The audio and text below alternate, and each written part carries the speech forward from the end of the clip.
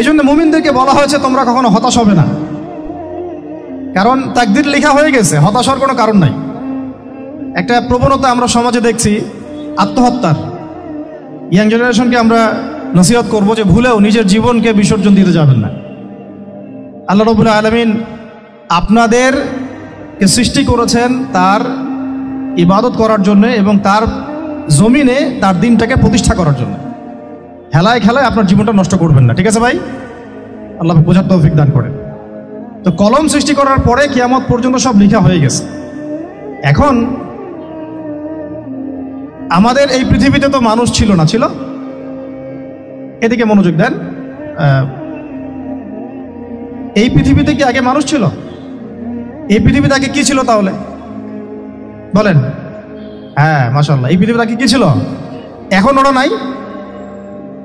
সবার সাথেই কিন্তু একটা করে আছে, কমপক্ষে কয়টা করে? সবার সাথে কমপক্ষে একটা করে। আর কোন কোন জায়গা আছে যেখানে জিনের বড় বড় আকড়া আছে। পৃথিবীতে যে জায়গাগুলো থেকে ইসলাম বিরোধী অপতৎপরতাগুলো চলে, ওখানে জিনের আকড়া বেশি। আর কথা বুঝতে পারছেন? তো জিন জাতিকে আল্লাহ পাক ধ্বংস করে দিয়েছেন তাদের পাপের কারণে, আল্লাহ দ্রোহিতার কারণে, অবাধ্যতার কারণে।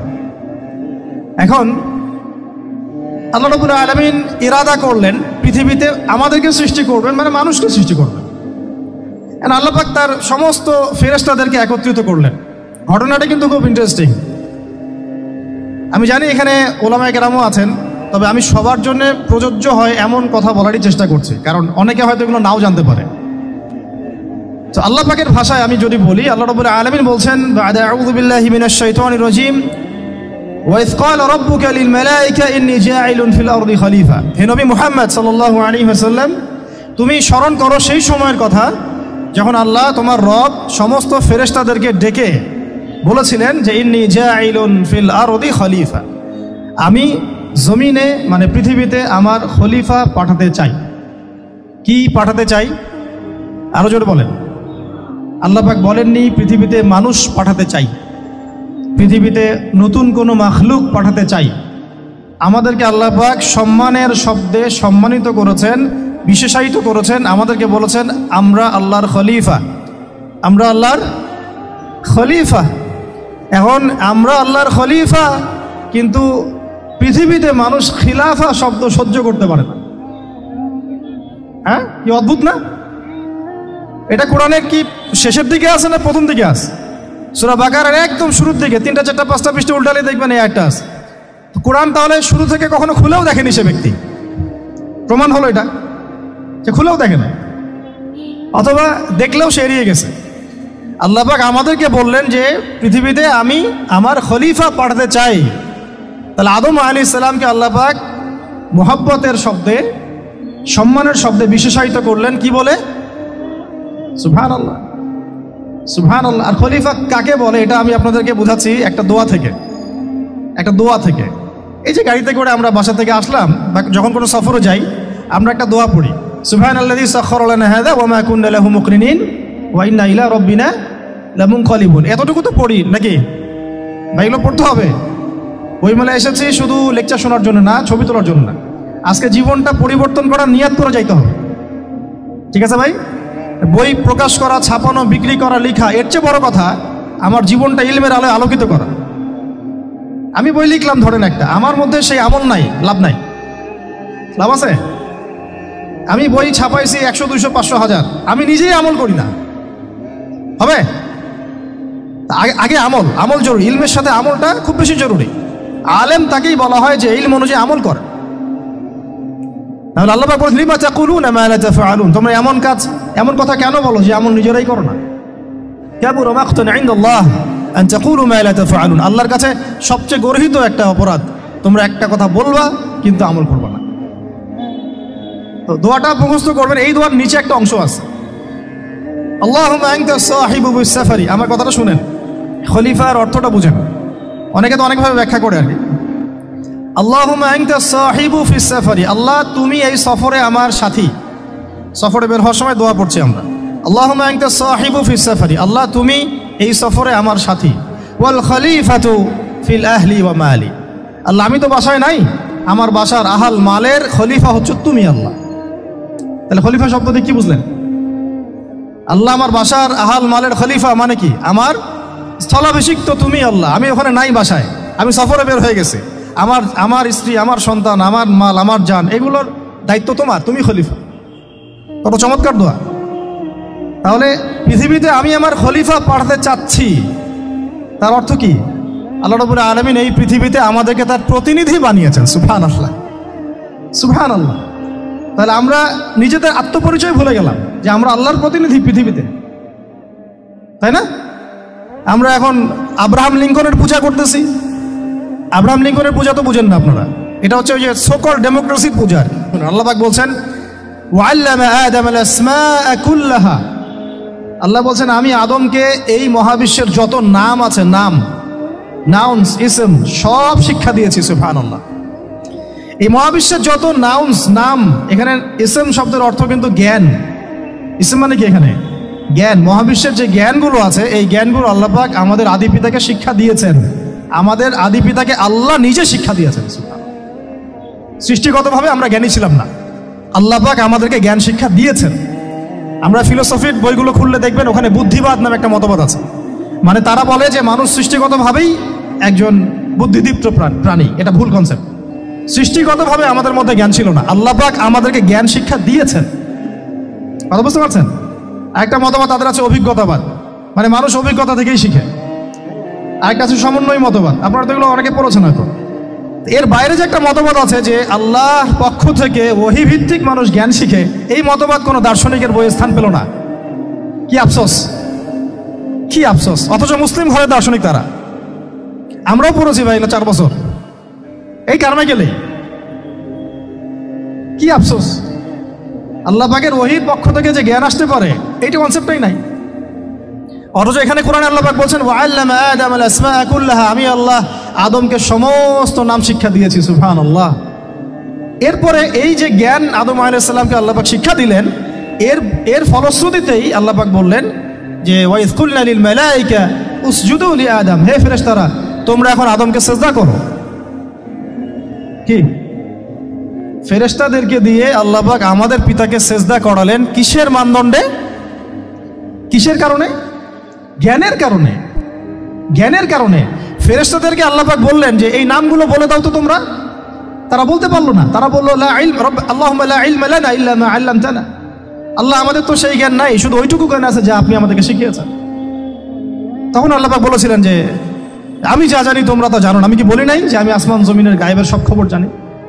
তখন আল্লাহ বললেন যে তোমরা সবাই সিজদা করো আদমকে। তাহলে আমাদের পিতাকে খলিফা করা হলো, জ্ঞান শেখানো হলো, আল্লাহ পাক নিজে শেখালেন, ফেরেশতা মণ্ডলীদের দিয়ে সিজদা পর্যন্ত করালেন। কিসের মানদণ্ডে? আরো আসতে বলেন, জ্ঞানের মানদণ্ডে। এখন যদি আমরা একটু প্রশ্ন ছুড়ে দেই নিজ নিজ বিবেকে, আমরা কি সেই ওহীর 10টা সূরাও শিখেছি? 10টা পারা কি পড়া হয়েছে কখনো? 10টা সূরারও কি অর্থ জানি? অনেকে তো 10টা আয়াতের অর্থ জানি না। আমরা কি সেই ওহীর 10টা হাদিস শিখেছি? তাহলে আমরা কোথায় সম্মান খুঁজতেছি? পশ্চিমাদের কাছে? বলেন। সত্যি সবচেয়ে আফসোস লাগে আমার একটা জিনিস, যে মুসলিমরা আমরা এখন আমাদের আত্মপরিচয় ভুলে যাচ্ছি, আর আল্লাহ পাক আমাদেরকে যেখানে সম্মান রেখেছেন ওইখানে সম্মান না খুঁজে আমরা অন্যের দাসত্বের সম্মান খুঁজতেছি। আল্লাহ আমাদেরকে বোঝার তৌফিক দান করেন। এটা অজ্ঞতার কারণে হচ্ছে। আমাদের কাজ তাদেরকে সচেতন করা বা তাদেরকে মেসেজ পৌঁছে দেয়া। আমরা উগ্র পন্থা অবলম্বন করব না, আমরা হিকমার সাথে প্রজ্ঞার সাথে মানুষকে বোঝানোর চেষ্টা করব। এগুলো বোঝানোর অংশ। এখন আচ্ছা, আরেকটা কথা আপনাদেরকে বলি, একটা কথা মাঝখানে মিস হয়ে গেছে। এই যে আল্লাহ পাক আমাদেরকে খলিফা করে পাঠিয়েছেন, খলিফার কাজ কি? প্রশ্ন না? আমাদের কাজ কি তাহলে? এই কাজটা আল্লাহ পাক আবার ব্যাখ্যা করেছেন সূরা সদের মধ্যে। কোন সূরায়? সূরা সদ। সদ নামে একটা সূরা আছে, সূরা ইয়াসিনের আগে পরে পাবেন। তো এখানে আল্লাহ পাক আরো একজন নবীকে তার খলিফা বলেছেন। সেই নবীর নাম দাউদ আলাইহিস সালাম। কি নাম? আর দাউদ আলাইহিস সালাম কিন্তু এই জেরুজালেম থেকে, যেখানে এখন ওই জায়নিস্টরা বোম্বিং করে আর কি, নিরীহ মুসলিমদেরকে হত্যা করে বিগত 70 বছর থেকে, ওই জেরুজালেম থেকে কিন্তু দাউদ আলাইহিস সালাম বিশ্ব শাসন করেছিলেন। তার পরবর্তীতে তার সন্তান সুলাইমান আলাইহিস সালামও কিন্তু ওখান থেকেই বিশ্ব শাসন করেছিলেন। আর এখনকার বানু ইসরাইল দাবিদার এই জায়নিস্টরা, তারাও কিন্তু ওই ফিকিরই করছে, ওখান থেকে তারা বিশ্ব শাসন করতে চায় এবং তারা মনে করে তাদের একজন মাসিহ আসবে, সেই মাসিহ আসলে তারা বিশ্ব শাসন করবে। আমরা সেই মাসিহের নাম জানি মাসিহুদ দাজ্জাল। কি নাম? এই দাজ্জালকে ওরা ওদের সত্য মাসিহ মনে করে, আমরা জানি হচ্ছে মিথ্যা ভণ্ড প্রতারক মাসিহ, অথচ ওরা মনে করে এটা হচ্ছে সত্য মাসিহ। এই জায়গায় তারা ধোঁকা খাচ্ছে। অথচ সত্য মাসিহ হচ্ছেন ঈসা আলাইহিস সালাম, যিনি আবার শেষ জামানায় আসবেন এবং তার হাতেই এই মাসিহুদ দাজ্জাল মারা যাবে এবং তারপরে পুরো বিশ্বে আবার ওই খিলাফা কায়েম হবে। ওই যে খলিফা, ওটা সারা বিশ্বে কায়েম হবে, এই টাউন হলও বাদ যাবে না ইনশাআল্লাহ। এটা মানুষ মানতে চাচ্ছে না, কিন্তু মানুষ না মানলে কি, আল্লাহ পাকের নকশায় সব আঁকা আছে কখন কি হবে। কে কে কল্পনা করেছিল যে আজকে আপনারা বসে এখানে দিনের আলোচনা করবেন? হ্যাঁ, কল্পনা করা যায় তো? যে শব্দগুলো আপনারা বলছেন এগুলো বললেই তো নাই গায়েব, তো এখন বলছেন। কেউ কি কল্পনা করেছিল যে হঠাৎ করে এমন একটা সময় চলে আসতে পারে? কেউ কিন্তু কল্পনা করেনি, আল্লাহ পাকের নকশায় ছিল। এখানে আমাদের একটা আফসোসের কথা, এখানে মাস্টার মাইন্ড আল্লাহ রাব্বুল আলামিন। প্রকৃত মাস্টার মাইন্ড কে? আমরা ক্রেডিট নেওয়ার প্রতিযোগিতায় ব্যস্ত হয়ে আছি এখন, কার কত ক্রেডিট নেওয়া যায়। এখানে একক ক্রেডিট পাওয়ার যোগ্য কেউ না, সমস্ত ক্রেডিট কার? আল্লাহ রাব্বুল আলামিন। এটা আল্লাহর সাথে গাদ্দারি করতে যায় না, তাহলে ভুলে যান। কারণ আমি বারবার বলেছি আপনাদেরকে, কোরআন থেকে একটা শিক্ষা আমরা শিখেছি, একটা কম যখন মাজলুম থাকে, দুর্বল মাজলুম জুলুমের শিকার হচ্ছে, আল্লাহ পাক সেই কমটাকে বাঁচান, কোনো না কোনো একজন ত্রাণকর্তাকে পাঠান, কোনো একটা সূরতে আল্লাহ পাক সেই কমকে বাঁচায় দেন। আবার যদি এই নিয়ামতটা পাওয়ার পরে ওই কম আবার এই জুলুম শুরু করে, আবার আল্লাহ দ্রোহিতা শুরু করে, আল্লাহ পাক তার চেয়ে বড় জালেম চাপাই দিবে। কথা বুঝতে পারছেন? আল্লাহর সাথে গাদ্দারি করতে চাই না, আল্লাহ পাক আমাদেরকে বোঝার তৌফিক দান করে। এখন খলিফার কাজটা কোথায় পাবেন? কোন সূরায় ভাই বলেন? সূরা সাদে আল্লাহ পাক দাউদ আলাইহিস সালামকে খলিফা সম্বোধন করে বলছেন, ইয়া দাউদ, কি চমৎকার আহ্বান, ইয়া দাউদ, হে দাউদ, ইন্না জাআলনাকা খলিফাতান ফিল আরদ। দেখো আমি আল্লাহ তোমাকে পৃথিবীতে খলিফা করেছি। কি করেছি? খলিফা করেছে। তোমার কাজ কি শোনো, ফাহকুম বাইনান নাসি বিল হক। বোঝার চেষ্টা করেন একজন খলিফার কাজ কি। খলিফা মানে আল্লাহর প্রতিনিধি, জমিনে যে দায়িত্বশীল, অন্য মানুষের উপরে যে দায়িত্বশীল, তার কাজ ফাহকুম বাইনান নাসি বিল হক, মানুষের মাঝে ন্যায় বিচার প্রতিষ্ঠা করবে, এটা তোমার কাজ। তাহলে এখন যারা আমরা এই জায়গায় আছি বা ভবিষ্যতে আসব, আরও কাল আগাতে থাকবে, সময় আগাতে থাকবে, নতুন নতুন নেতৃত্ব আসবে, সবার ফাংশন একটাই, ফাহকুম বাইনান নাসি বিল হক। আমাদের কাজ হবে মানুষের মাঝখানে কি করা? ন্যায় বিচার, বিচার ফয়সালার ক্ষেত্রে ইনসাফ করা, ন্যায় বিচার করা। তো ন্যায় বিচার তো এখন জাদুঘরে আছে নাকি? হ্যাঁ, কোনো কোনো ক্ষেত্রে আমরা চাই না যে ন্যায় বিচার জাদুঘরে যাক, আমরা চাই আবারও ন্যায় এবং সাম্যের সমাজ প্রতিষ্ঠা হোক। ইনশাআল্লাহ এরপর থেকে আমরা কোনো অন্যায় সহ্য করব না। ইনশাআল্লাহ এরপর থেকে আমরা কোনো জল্লাদতন্ত্র কায়েম করতে দিব না। আমাদের যা আছে তাই নিয়ে প্রতিবাদ হবে ইনশাআল্লাহ। কারণ এখনকার প্রজন্ম প্রতিবাদের ভাষা বুঝে। এখন যদি আপনারা আবার সেই প্রাচীন জুলুমের তন্ত্রে মন্ত্রে ফিরে যান, তাহলে আল্লাহর গজব চলে আসবে, বড় গজব। তো খলিফার কাজ কি ভাই? কি কাজ বললাম বলেন? মানুষের মাঝখানে ন্যায় বিচার প্রতিষ্ঠা করা। আচ্ছা, আরো আছে, আরো আছে, আয়াত শেষ হয় নাই। আল্লাহ পাক বলছেন, ওয়ালা তাত্তাবিউল হাওয়া, ন্যায় বিচার করতে গিয়ে নিজের দাসত্ব মানে প্রবৃত্তির অনুসরণ করো না। ন্যায় বিচার করতে গিয়ে নিজের প্রবৃত্তির অনুসরণ করো না, মন গড়া বিধানের অনুসরণ করো না। আমার মামা, আমার চাচা, আমার খালু পার করে দিও না। প্রবৃত্তির অনুসরণ মানে কি? মন যাচাই তাই করো না। ন্যায় বিচার করতে গিয়ে আল্লাহ পাকের বিধান মেনে চলো।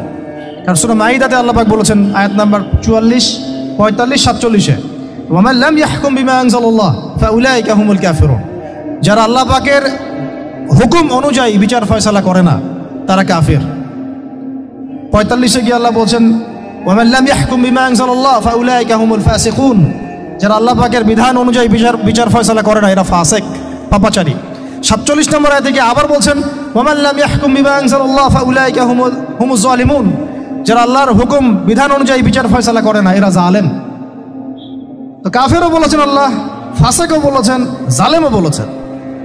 তাহলে বিচার ফয়সালা করার ক্ষেত্রে আল্লাহ পাকের বিধানকে সর্বোচ্চ অগ্রাধিকার দিতে হবে, নিজের প্রবৃত্তির অনুসরণ করা যাবে না। যদি করে তাহলে কি হবে? ইউদিল্লাকে আন সাবিলিল্লাহ, তাহলে এটা তোমাকে আল্লাহর রাস্তা থেকে সরায় নিয়ে যাবে। এর ফলে কি হবে? জেনে রেখো, ইন্নাল্লাযীনা ইউদিল্লুনা আন সাবিলিল্লাহ লাহুম আযাবুন শাদীদ বিমা নাসু ইয়াউমাল হিসাব। এটা পরের আয়াত। নিশ্চয়ই যারা আল্লাহ পাকের সরল পথ থেকে বিচ্যুত হয়ে গেছে তাদের জন্যে কাল কিয়ামতের মাঠে আছে আযাবুন শাদীদ। আযাবুন শাদীদ মানে কঠিন কঠিন যন্ত্রণাদায়ক শাস্তি, এই কারণে যে তারা কিয়ামতের দিনটাকে ভুলে গিয়েছে। শাদীদ এর অর্থটা কি এটা বোঝার জন্য আপনাকে সূরা হাদীদ পড়তে হবে। কোন সূরা? আসলে কোরআনের আয়াতগুলো হচ্ছে আকাশের তারার মতো। তারা দেখবেন আকাশের, তারা দেখাও সুন্নত। ইসলাম তো রসকসহীন ধর্ম না রে ভাই, সবকিছুই আছে এখানে। আসলে আমরা জানি না বলে আমরা মনে করি যে এখানে কোনো বিনোদনই নাই, তাই না? এই গান বাজনা না করলে কি হয়, মন শান্তি হয়, এরকম একটা ভাব। যদি আপনি কোরআনের ভিতর ঢুকে যান, আপনার হৃদয়ে এমন নূর আসবে, এমন তৃপ্তি আসবে যে ওগুলো আপনার শুনতে ইচ্ছা করবে না, আপনি কান বন্ধ করে ফেলবেন, নিজেই বলতেই হবে না। এখন কিছু নতুন ইসলামিস্ট আসছে, তারা এগুলোকে ইসলামের অন্তর্ভুক্ত বলে মনে করার দাবি করতেছে যে এগুলো তো নিষেধ নাই, এগুলো তো নিষেধ করা হয় নাই। কতটুকু জানেন ইসলাম সম্পর্কে আপনি? না জেনে কেন কথা বলেন? নবী সাল্লাল্লাহু আলাইহি ওয়াসাল্লাম রাস্তা দিয়ে হাঁটছেন, ওই সময় তো অনেক পূজা অর্চনা ইত্যাদি হতো মক্কায়। তো এখানে ঢাক ঢোলের শব্দ আসছে। নবী সাল্লাল্লাহু আলাইহি ওয়াসাল্লাম নিজের 2 আঙ্গুল কানের মধ্যে ঢুকিয়ে দিলেন, দিয়ে পাশে একজন সাহাবী তাকে জিজ্ঞাসা করছেন হাঁটতে হাঁটতে হাঁটতে হাঁটতে, তুমি কি এখন আওয়াজ শুনতে পাচ্ছ? সাহাবী বলেন, না ইয়া রাসূলুল্লাহ, এখন আওয়াজ শুনতে পাচ্ছি না। তখন তিনি কান বের করলেন। এটা নবীর সুন্নত। আর আমরা নবীর সুন্নতকে উল্টাই দিছি কিভাবে দেখেন, আমাদের কানেই এখন ইয়ারফোন। উনি যেটা শুনে কান বন্ধ করতেন ওইটা আমরা কানে ঢুকা রাখছি একেবারে। আল্লাহ আমাদেরকে বোঝার তৌফিক দান করেন। দেখেন, আমরা তো সবাই পাপী। আমার মনে হয় না আমরা কেউ নবী সাল্লাল্লাহু আলাইহি ওয়াসাল্লামের সুপারিশ ছাড়া পার পাবো, এমনটা মনে হয় না আমাদের। সবাই পাপী, আপনি আমি আমরা সবাই। তো যে নবীর সুপারিশ আমরা প্রত্যাশা করছি, সেই নবীর সুন্নতকে যদি এইভাবে অবজ্ঞা করতে থাকি তাহলে কি সুপারিশ পাবো ভাই? কি মনে হয় আপনাদের? অ্যাটলিস্ট সুন্নতকে তো সম্মান করতে হবে নাকি? আল্লাহ বোঝার তৌফিক দান করেন। আমি তাহলে যেটা বলছিলাম যে আল্লাহ পাকের বিধান অনুযায়ী বিচার ফয়সালা করতে হবে, এটা খলিফার কাজ। ন্যায় বিচার করতে হবে মানুষের মাঝখানে, এবং নিজের প্রবৃত্তির অনুসরণ করা যাবে না, তাহলে আল্লাহর পথ থেকে দূরে সরাই দিবে। এখানেই বললাম শাদীদ বুঝতে গেলে আপনাকে কোন সূরা পড়তে হবে? সূরা হাদীদ। আকাশের তারার কথা কেন বললাম? যে আকাশের তারাগুলো যদি মেলাতে পারেন দেখবেন বিভিন্ন শেপ তৈরি হয়। প্রত্যেকটা তারার অবস্থানের গাণিতিক একটা ব্যাখ্যা আছে। যারা অ্যাস্ট্রোনমি নিয়ে পড়াশোনা করেন তারা জানেন, এগুলা সবাই জানবেন না। প্রত্যেকটা তারাকে আল্লাহ পাক এত সূক্ষ্মভাবে স্থাপন করেছেন যে যদি সামান্য একটু ডানে বামে এগুলো সরে যায়, মহাবিশ্বের এই স্থিতিশীলতা নষ্ট হয়ে যাবে। এবং এটার কসমও আল্লাহ পাক কোরআনে করেছেন সূরা ওয়াকিয়ার মধ্যে। কোন সূরা? সূরা ওয়াকিয়াতে আল্লাহ পাক বলেছেন, ফালা উকসিমু বিমাওয়াকিইন নুজুম।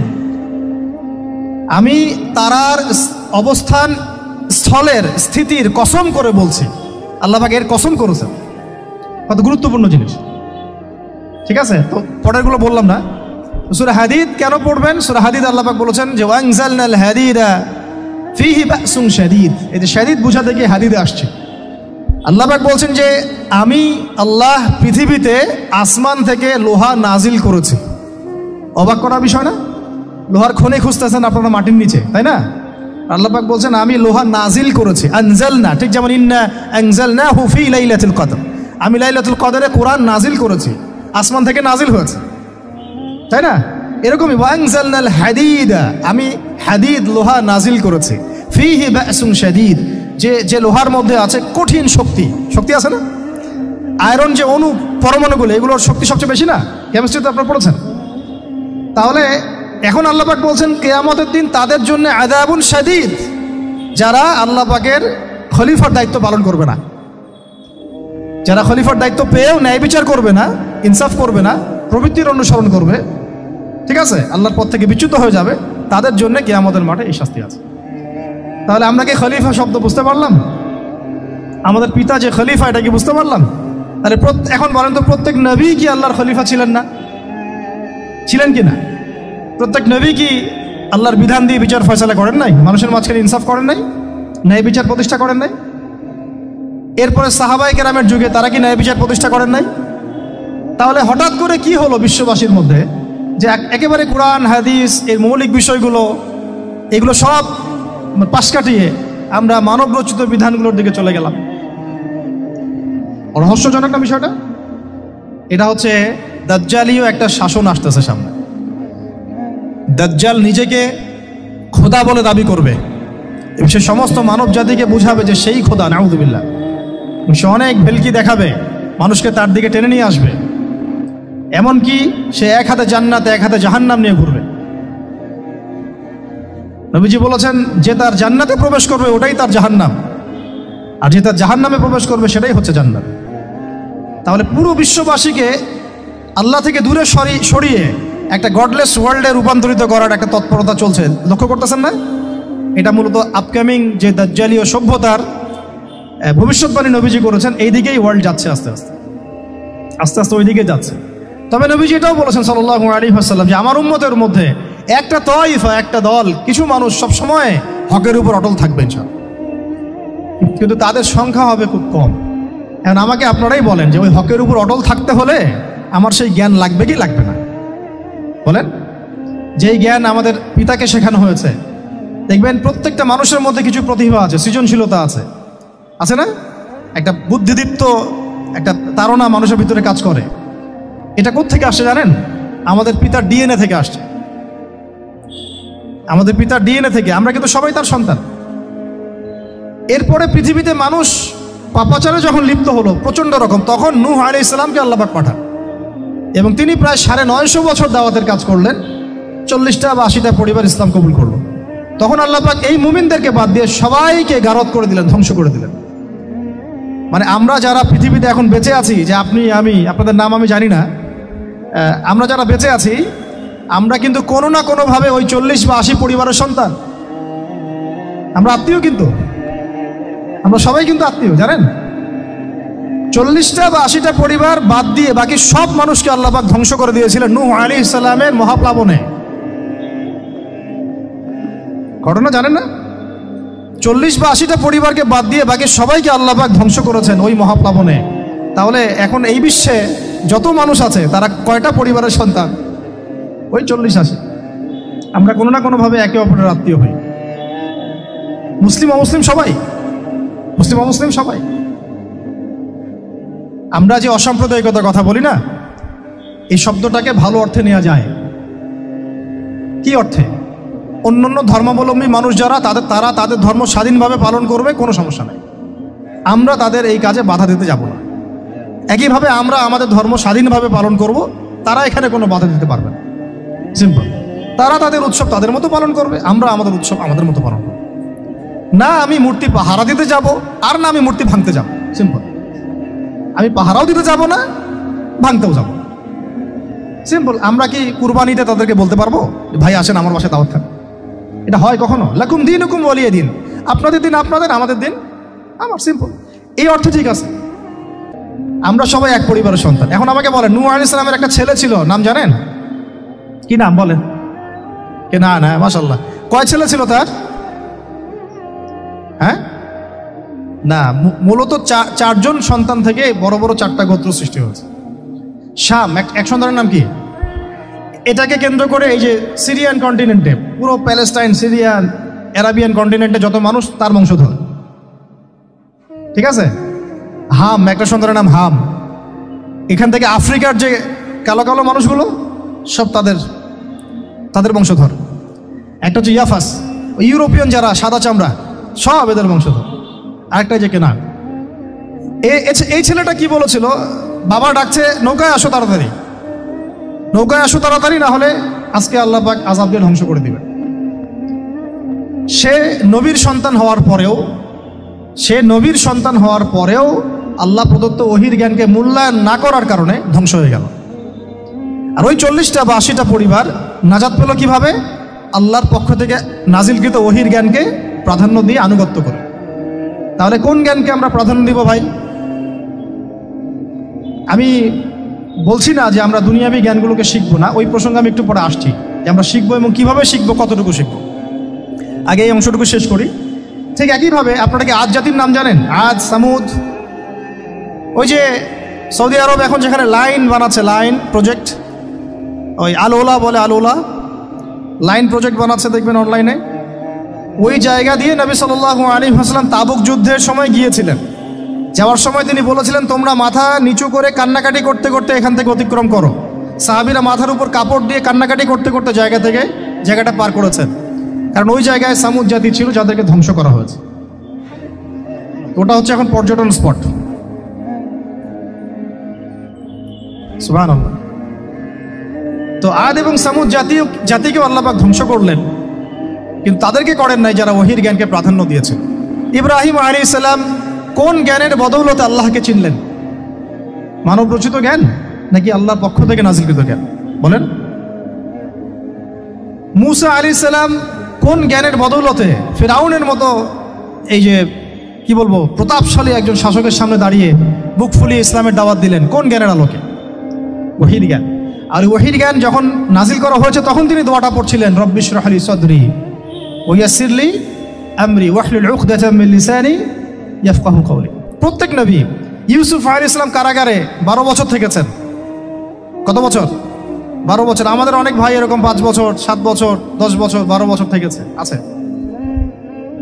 এমনও মানুষ আছে, এখন বলা যায় তাই বলি, যে ওই যে একটা শব্দ শুনেছেন আয়না ঘর, ওখানে দীর্ঘদিন ছিল, তারপরে নাই, কোথায় গেছে আল্লাহই ভালো জানে।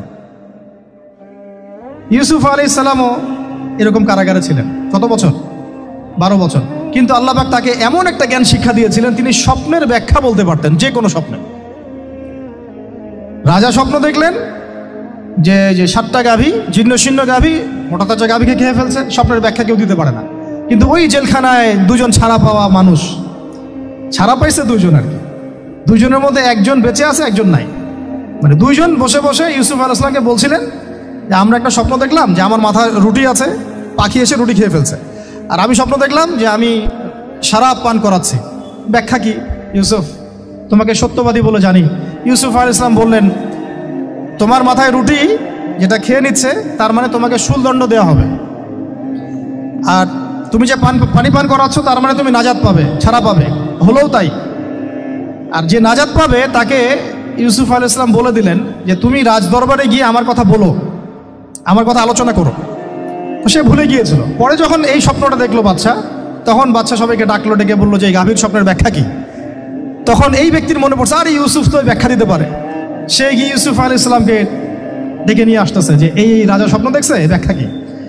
স্বপ্ন কিন্তু আপনার কাছে শুনে একটা স্বাভাবিক মনে হচ্ছে, আরে গাভীর আবার স্বপ্নের কি ব্যাখ্যা? তখন ইউসুফ আলাইহিস সালাম ব্যাখ্যা দিলেন যে 7 বছর ফসল ফলবে আপনাদের এলাকায়, তারপরের 7 বছর হবে দুর্ভিক্ষের সময়। কিসের সাথে কিসের ব্যাখ্যা? এই জ্ঞান কে শিখালেন তাকে? এই ইন্টারপ্রিটেশনের জ্ঞান কে শিখালেন? তাহলে জ্ঞানের মূল উৎস কে? আমার কথা বলার উদ্দেশ্য কি বুঝতে পারছেন? যত জ্ঞান তার মূল উৎস কে? স্বপ্ন একটা জ্ঞান, যদি সেটা সত্য হয়। আর জেনে রাখবেন, কিয়ামতের আগে আগে মুমিনদের স্বপ্ন বেশি বেশি সত্য হবে। ঠিক আছে? মূসা আলাইহিস সালামকেও সেই আল্লাহ জ্ঞান শিক্ষা দিলেন। ঈসা আলাইহিস সালাম এই কুষ্ঠরোগীর গায়ে হাত বুলালে ভালো হয়ে যায়। হ্যাঁ, অন্ধ ব্যক্তির মানে চোখে হাত বুলালে ভালো হয়ে যায়। এমনকি মৃত ব্যক্তিকে তিনি বলছেন কুম বিইজনিল্লাহ, আল্লাহর হুকুমে দাঁড়িয়ে যাও, দাঁড়িয়ে গেল। এই জ্ঞান কে দিয়েছেন তাকে? দাউদ এবং সুলাইমান আলাইহিস সালাম এই যে পশু পাখির ভাষা বোঝেন, সুলাইমান আলাইহিস সালাম পিঁপড়ার ভাষাও বোঝেন। আপনাদের সায়েন্স কি পিঁপড়ার ভাষা বোঝে? হ্যাঁ, আমরা তো এখন সায়েন্সকে সব কিছুর মানদণ্ড মনে করি, তাই না? সায়েন্স যদি বলে হ্যাঁ তাহলে হ্যাঁ, না বললে না। মানে এমন একটা ভাব, দেখেন সায়েন্সকে আমরা ইলাহ বানাইছি, ইলাহ, উপাস্য। সায়েন্স যদি বলে যে পৃথিবী থেকে অমুক অমুক কোটি কোটি আলোকবর্ষ দূরে একটা গ্রহের সন্ধান পাওয়া গেছে, নাম দিল ধরেন যে আলফা এক্স ওয়াই জেড কিছু একটা, ওখানে হুরপড়ি আছে, হ্যাঁ ওখানে দুধের সাগর আছে, মধুর সাগর আছে, তো মানুষ তখন বিশ্বাস করা শুরু করবে, হ্যাঁ হ্যাঁ তাই তো থাকতেই পারে। নাসা বলেছে না হয়ে পারে, নাসা মন্তব্য করেছে না হয়ে পারে। ওরকম যদি বলে অনেক দূরে একটা আগুনের একটা বিশাল পাওয়া গেছে, গ্রহ পাওয়া গেছে, ওখানে আযাব দেওয়া হয়, শাস্তি দেওয়া হয়, ওখানে অন্য মাখলুক আছে, ওদের ভাষা এলিয়েন আর কি, মানুষ বিশ্বাস করে। কিন্তু আল্লাহ পাক কোরআনে বলছেন যে সুলাইমান আলাইহিস সালাম পিঁপড়ার ভাষাও বুঝতেন, ওই কথা বিশ্বাস করতে চাচ্ছে না। সুলাইমান আলাইহিস সালাম বাতাসে ফ্লাই করতে পারতেন, এটা বুঝতে পারতেছেন, বিশ্বাস করে না। তাহলে ওই প্রযুক্তি না থাকলে এয়ারক্রাফট কিভাবে আবিষ্কার করলেন? যে প্রযুক্তিগুলো পৃথিবীতে চলে গেছে ইতিমধ্যে, ওগুলো ভবিষ্যতেও আসতে পারে। যেমন একটা প্রযুক্তির কথা বলি, সুলাইমান আলাইহিস সালাম বসে আছেন, একজনকে বললেন না সাবার রানী বিলকিসের সিংহাসন কে নিয়ে আসতে পারবে? একজন বলল যে আপনি উঠে দাঁড়াইতে যতক্ষণ সময় লাগে এর মধ্যে নিয়ে আসবো। উনি বললেন যে হবে না, এটাতে হবে না, তুমি স্লো, তুমি 3G 4G না, এত স্লো স্পিডে আমার হবে না। এই কথা বলেন নাই, মজা করলাম আর কি। আমাদের ইউটিউবাররা আবার এই অংশ কাট করে আবার প্রচার করে দিতে পারে। দেখেন কিসের সাথে কি ব্যাখ্যা করলো, কোরআনকে 3Gর সাথে তুলনা করলেন আবু তোহাদ না, ব্যাস কাম সারা দেশে ওইটাই ইস্যু। তখন মহা মুসিবত, মানে বাঙালি জাতির মধ্যে দিন প্রচার করা। আমাদের সালাফদের ভাগ্য ভালো যে তারা আগেই, মানে এই প্রযুক্তি আসার আগেই দুনিয়া থেকে তারা চলে গেছে। মুশকিল না, যত ইস্যু এগুলোর কারণেই সৃষ্টি হয়। তো যাই হোক, প্রসঙ্গে আসি, কোথায় ছিলাম ভাই, যে কথা হারায় ফেললাম। হ্যাঁ, আরেকজন বললেন যে না, আপনি চোখের পলক ফেলতে যতক্ষণ লাগে এর মধ্যে দেখবেন সিংহাসন সামনে। সুবহানাল্লাহ, কি প্রযুক্তি বলেন! এই প্রযুক্তির সামনে কি বিশ্ববাসী যেতে পেরেছে? দেখেন সুলাইমান আলাইহিস সালামের বাতাসে ফ্লাই করাটা কিন্তু এখন পৃথিবীতে খুব কমন হয়ে গেছে। আমরা সবাই ফ্লাই করতেছি বাতাসে, তাই না? যদি আপকামিং কোনো সময় আপনি দেখেন যে এইরকম চোখের পলকেই একটা বস্তু আরেকটা জায়গা থেকে এক জায়গায় চলে আসতেছে, আমি অবাক হব না ইনশাআল্লাহ। কারণ কোরআনে অতীতে এই ঘটনার দলিল আছে। বুঝাতে পারতেছি না? এক কথায় সমস্ত জ্ঞানের মূল উৎসকে। এরপরে আসেন, অত আর লম্বা করছি না, আমাদের নবী মুহাম্মদ সাল্লাল্লাহু আলাইহি ওয়াসাল্লাম আসেন। আমরা তো তার উম্মত। 23 বছরে, একটু মনোযোগ দেন, এটা আলোচনার লাস্ট পার্ট, ঠিক আছে? 23 বছরে তিনি পুরো জাহেলিয়াতকে পরিবর্তন করে দিয়েছেন। কত বছরে? 23 বছর। আপনারা কি জানেন যে আইয়ামে জাহিলিয়াতে আসলে কি কি সমস্যা ছিল? কেন ওই যুগটাকে আমরা জাহিলিয়াত বলি? বেসিক্যালি 5-6টা সমস্যা ছিল। কয়টা? 5-6টা। 1 নম্বর শিরক। 1 নম্বর কি? আমার সাথে বলেন। শিরক আমাদের ওয়ার্ল্ডে নাই, এটা তো গ্লোবাল শিরক চলতেছে এখন। শুধু ধর্মীয় শিরক চলতেছে না, কিন্তু এখন শিরক হচ্ছে পলিটিক্সে, শিরক হচ্ছে ইকোনমিক্সে, শিরক এডুকেশনেও আছে, শিরক কালচারের মধ্যেও আছে। কথাগুলো বুঝতে হবে একটু গভীরভাবে। তখন সমস্যা ছিল রিবা, সুদ। এখন নাই। রিবা ছাড়া কোনো সিস্টেম আছে এখন ওয়ার্ল্ডে? আমি গতকালকে একটা হাদিস মোতালা করছিলাম সুদ সংক্রান্ত। নবীজি বলেছেন সাল্লাল্লাহু আলাইহি ওয়াসাল্লাম যে একটা যুগ আসবে সামনে, সুদবিহীন কোনো মানুষই চলতে পারবে না। যে চলতে চাইবে তার গায়েও সুদের ছিটা ফোটা গিয়ে লাগবে। আসে নাই সেই যুগ? সুবহানাল্লাহ, কিভাবে তিনি এত স্পেসিফিকলি কথাগুলো বলতে পারেন? নিশ্চয়ই তিনি এমন একজন সত্তার কাছ থেকে জ্ঞান পেয়েছেন যিনি সব জানেন, অতীত বর্তমান ভবিষ্যৎ, তাই না? এমনকি নবীজি বলেছেন ইমামুল মাহদির সময় যে 10 জন ঘোড়সাওয়ার বের হবে এবং তারা গিয়ে খোঁজ নিতে যাবে যে দাজ্জাল বের হয়েছে কিনা। নবীজি বলছেন আমি সেই 10 জনের নামও জানি, তাদের বাবার নামও জানি। সুবহানাল্লাহ, সুবহানাল্লাহ। কিয়ামতের মাঠে আলী রাদিয়াল্লাহু আনহু, আবু বকর রাদিয়াল্লাহু আনহু, ওমর, উসমান রাদিয়াল্লাহু আনহুম আজমাইন, তাদের হিসাবটা কেমন হবে ওইটাও নবী সাল্লাল্লাহু আলাইহি ওয়াসাল্লাম আগেই বলে দিয়েছেন। সবচেয়ে দ্রুত হিসাব হবে এই উম্মতের আলী ইবনে আবি তালিব রাদিয়াল্লাহু আনহু। যাবেন, বেরোবেন, শেষ। কি মানুষ, তার জীবনীটা পড়ে দেখবেন।